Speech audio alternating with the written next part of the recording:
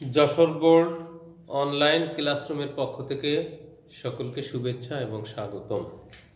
প্রিয় ছাত্রছাত্রী, আমার আজকের পাঠদানের বিষয় হলো একাদশ দ্বাদশ শ্রেণীর ইসলাম শিক্ষা প্রথম পত্র।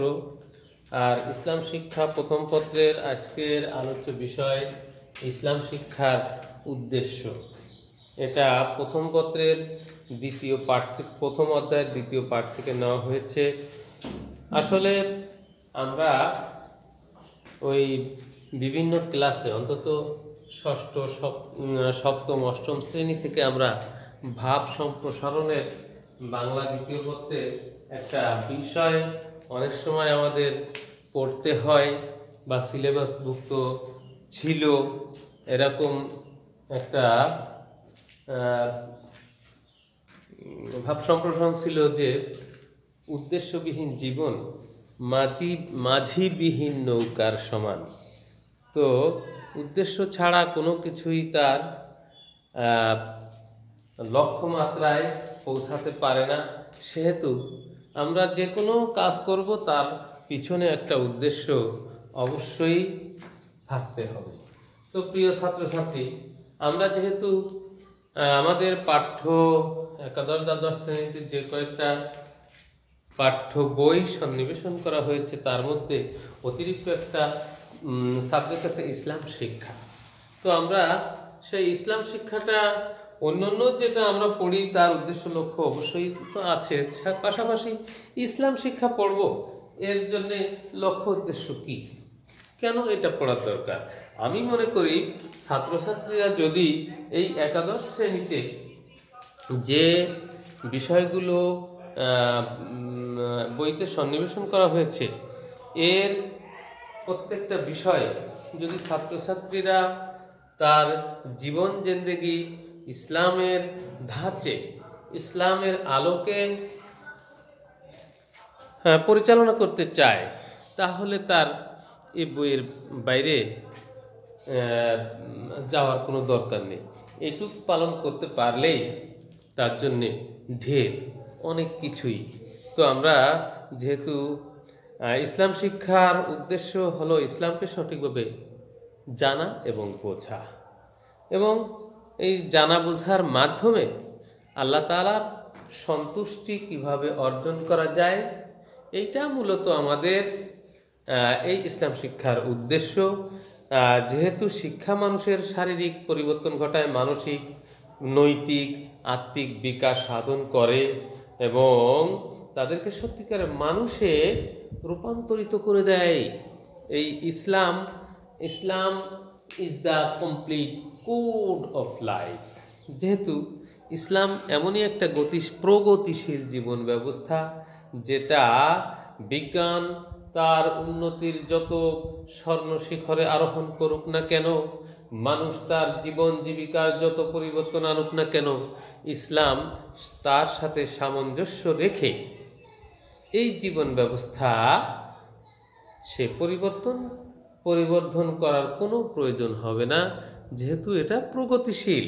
প্রগতিশীল বলতে আমরা বুঝি যে জিনিসটা আগে ছিল না, কিন্তু এখন সে জিনিসটা আছে, কিন্তু সেই জিনিসটা ইসলামে তো কোথাও ব্যবহার করার বা তা দিয়ে ইসলামের আলোকে জীবনযাপন করার কোনো বিধি নিষেধ আছে কিনা।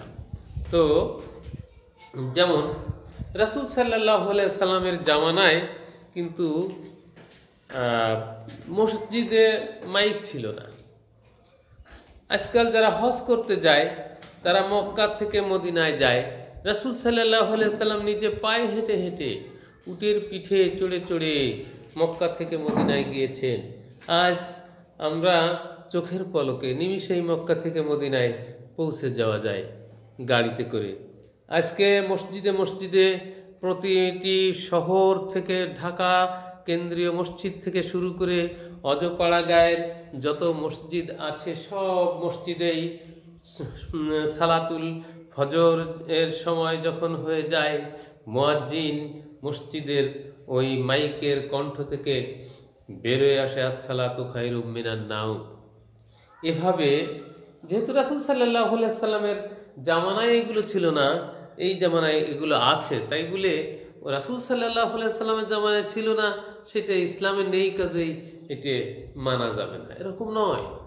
বরং যুগ যার সাথে তাল মিলিয়ে চলে তার সাথে সামঞ্জস্য রেখে চলা, এটাই হলো প্রগতিশীল।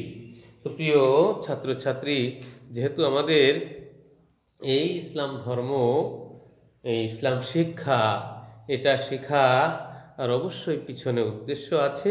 সেটা হলো যেটা আমি বললাম যে সঠিকভাবে ইসলামকে জানা বোঝা এবং আল্লাহর সন্তুষ্টি অর্জন। এই বিষয়গুলো যদি আমি আমার জীবনে বাস্তবায়ন করতে চাই, তাহলে আমার সর্বপ্রথম জানতে হবে আল্লাহ সম্পর্কে জ্ঞান লাভ। আল্লাহ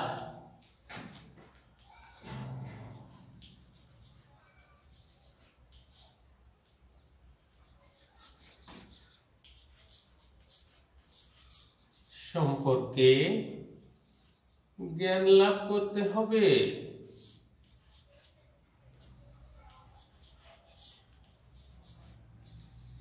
আল্লাহ সম্পর্কে জ্ঞান লাভ করতে হবে।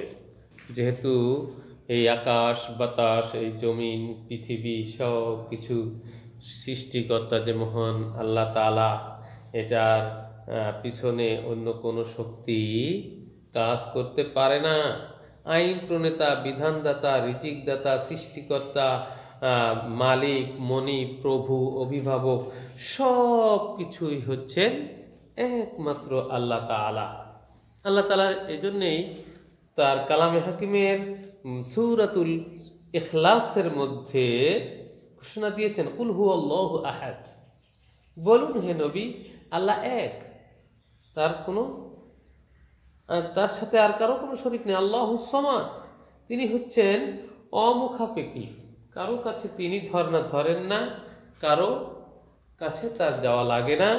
লাম ইয়ালিদ ওয়া লাম ইউলাদ, তিনি কাউকে জন্ম দেননি এবং তাকেও কেউ জন্ম দেয়নি। ওয়া লাম ইয়াকুল লাহু কুফুয়ান আহাদ, তার সমকক্ষ আর কেউ নেই। এই কথাগুলো মনে প্রাণে যেমন গেঁথে নিতে হবে, দৃঢ়ভাবে বিশ্বাস করতে হবে, আর তার বাস্তবায়ন ঘটাতে হবে।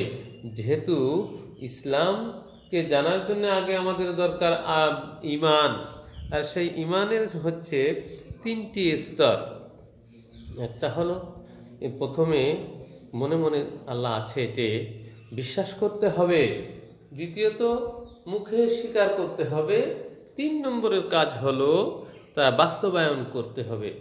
এই যখনই আমি বাস্তবায়ন করতে যাব তখনই আমি মুসলমানের কাতারে শামিল হতে পারবো। তো এই আল্লাহ তাআলাকে চেনার পরে আমার পরবর্তী কাজ হলো তার প্রতি ঈমান পোষণ করতে হবে। আর এটা হলো আমার প্রথম দায়িত্ব। এরপরে তিনি যেভাবে আমাদেরকে ইবাদত বন্দেগী করার নির্দেশ দিয়েছেন সেগুলো পালন করতে হবে। এরপরে আল্লাহ এবং তার রাসূলের আনুগত্য করতে হবে।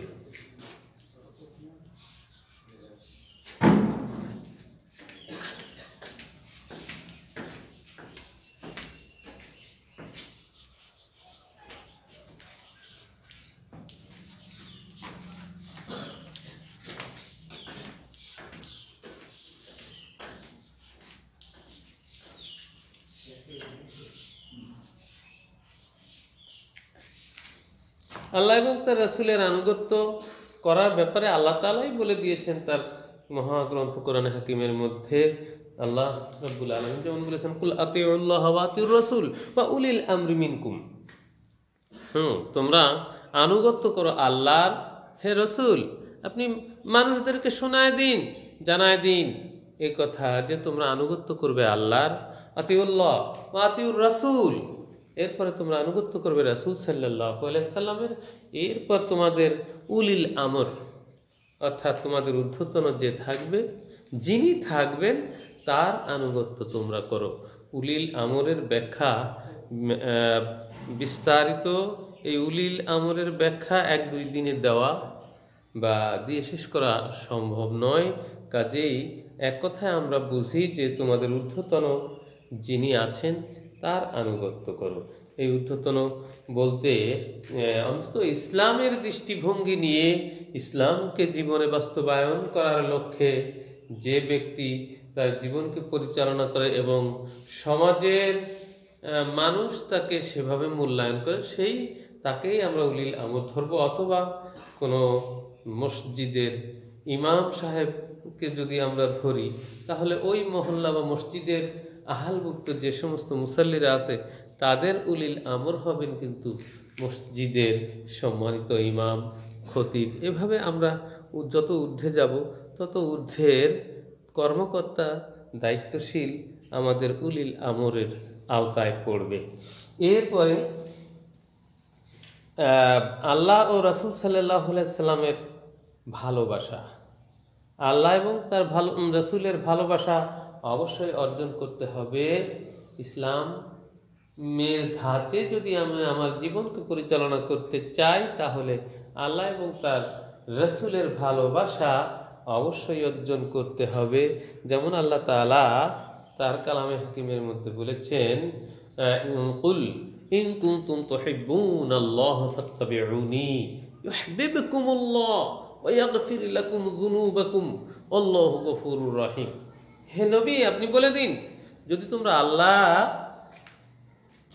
আল্লাহর ভালোবাসা পেতে চাও, ফাত্তাবিউনি, তাহলে আমি নবীর অনুকরণ তোমরা করো। ইউহিব্বুকুমুল্লাহ, তাহলে আল্লাহ তাআলাও তোমাদেরকে ভালোবাসবেন। ওয়া ইয়াগফির লাকুম যুনুবাকুম, আর তিনি তোমাদের পাপ রাশিগুলোকে ক্ষমা করে দেবেন।